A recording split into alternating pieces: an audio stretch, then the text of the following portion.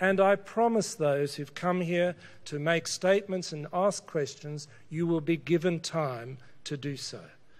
We have many shareholders here today, and I want to give all of you, or as many as I can, the opportunity to ask questions and have a fair opportunity of dealing with matters.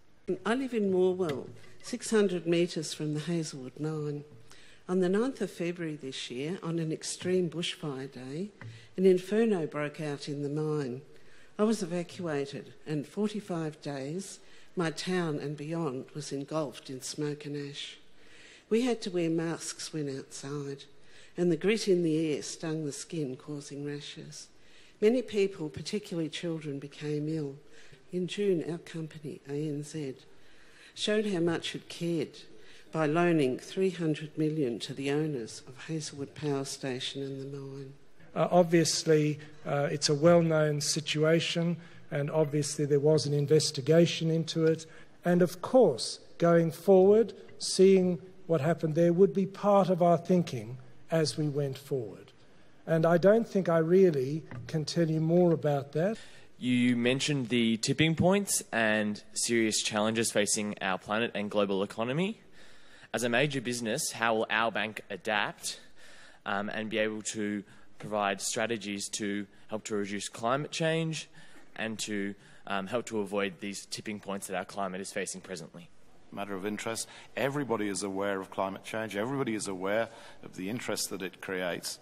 And indeed, our policies have to adjust to deal with these problems.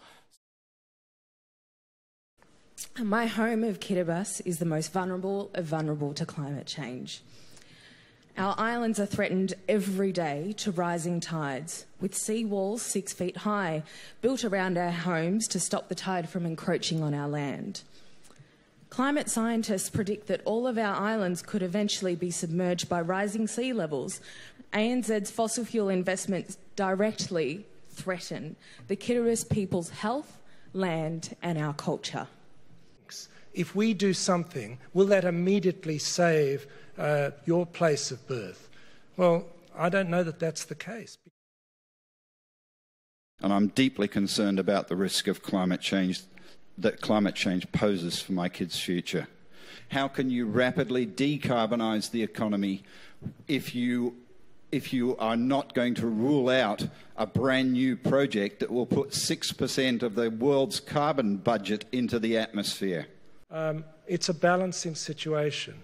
There's no balance. When you are please, actually... There's no balance. Mr. Knox, it is not taking this stuff out of the ground just to ruin the environment. Before asking my particular question, I would like to briefly respond to comments made in regards to striking a balance between investing in fossil fuels and renewable energy. And like the many other speakers, I agree that it is impossible to strike a balance between investing in fossil fuels that pollute and renewable energies that provide a safe future. It seems to me akin to feeding the disadvantaged from the front door and stealing from the poor out the back. My question specifically concerns demand for thermal coal. Recently, Goldman Sachs released a report concluding that, and I'll quote, overseas demand for thermal coal, the kind used in power plants, has been overestimated. New investment in thermal coal infrastructure, unless they come online quickly, will miss a rapidly closing window for profitability. In coming years, there won't be enough demand growth to justify such investments. I think we'll agree to disagree. But my family comes from Samoa, where climate change and sea level rise are very serious concerns. As a bank that has a very strong presence in the Pacific, please can you explain how you justify lending billions of dollars to new coal and gas projects when the latest IPCC report clearly states the need to divest from fossil fuels in order to avoid further dangerous climate impacts? But I've let you speak, and so thank you. It'll be noted, obviously, in the minutes. Thank you. I live 15 kilometres downwind from Hazelwood Power Station. Leaving aside the fact that it's a polluting power station which puts in particles into the atmosphere which are causing ill health effects, the ANZ might be haven't really considered the damage to their reputation in supporting something like this, and also the fact that it gave this dinosaur technology a lifeline to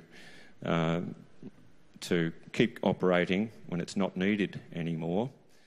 Thank you, Mr. Caffrey. Your point is noted. I want to ask about the risks we're seeing materialise at the Wiggins Island coal export terminal, which we have an exposure of over $200 million US. Wood Mackenzie estimates that only half of the port's capacity will be used when it begins shipping coal next year. Of the take or pay contractors, Bandana Energy has gone into voluntary administration. Cockatoo Coal is in voluntary suspension, and a number of the other proponent companies are losing market value rapidly, while Glencore Xstrata is seeking to sell 50% of their exposure to the port. Westpac was one of the original lenders to Wicket, excluded the project's debt from a package of loans it bought from Lloyd's banking syndicate in October 2013.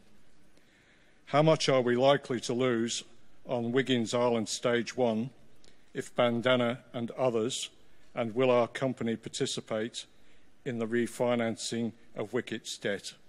I have no doubts that those executives who are looking at this will have a look at what you've said. Bloomberg New Energy Finance has basically put out a report a little earlier that new wind and new solar are more cost effective in Australia than new coal and gas. And we're seeing similar reports for projects in India as well, where there is a great need for energy and where that demand for resources that you've spoken about is so high. Those clean energy projects, given that they're lower cost for new build than fossil fuel projects, seem very financially appealing. And I was wondering what our bank's policy or what the plans are for the bank to increase the portfolio proportion of renewable energy projects in its lending portfolio. I think that I should leave the staff to do their job. And I speak to you as a grandparent very concerned about the future of the planet. Thank you very much. How, as a member of the Equator Principles, did ANZ manage to lend $1 billion to the liquefied natural gas projects on Curtis Island in the Great Barrier Reef World Heritage Area? These are projects that decimated Gladstone Harbour and almost wiped out the fishing industry there. Does the bank regret the impacts that were caused by a project sponsored by our money? But I don't think you've got the right bank. ANZ is the largest funder of fossil fuel intensive industries in the Australian market. It's very clear. It looks like I've seen data of about $17 billion of direct loans. To talk of massive loans, etc., I think is a bit exaggerated. The Great Barrier Reef is considered to be one of the 7 natural wonders of the world and highly regarded by the international community as a top 10 tourist destination. The reef contributes $6 billion to the Australian economy annually and generates 63,000 jobs in the tourism industry. The reef's inshore health is struggling from poor water quality, and port expansion will require further dredging and dumping, which damages the reef's ecosystem. This year, groups representing 2 million Australians wrote to you with an open letter asking you to rule out funding for Abbott Point and to protect the reef.